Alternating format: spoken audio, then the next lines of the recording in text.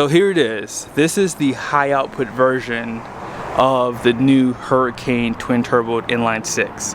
It's gonna have 510 horsepower, which comes on around 5,700 RPMs, and 500 pound-feet of torque, which comes on around 3,500 RPMs.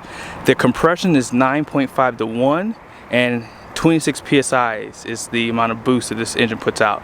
This oil is also a little different from what you're going to see inside of the Wagoneer's standard output, so it's going to be a 0W40. Let's see how this engine performs 0 to 60 wise. Almost forgot, 8-speed transmission, which is the 8HP75 made through ZF. Probably one of the most reliable things that Chrysler is using in these trucks right now. Here we go.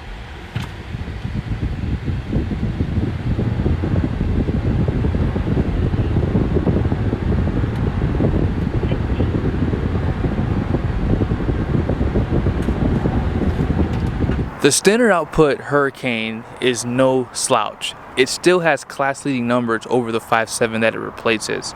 It's going to have 420 horsepower that comes on at 5,200 RPMs. Remember, with the Grand, it came on at 5,700 RPMs for the 510. Also, it has 468 pound-feet of torque, which comes on at 3,500 RPMs, which matches the Grand's high output. 8-speed transmission, just like the Grand Wagoneer, and the compression is higher at 10.4 to 1, 22 psi of boost, and 0W20 oil. Here we go.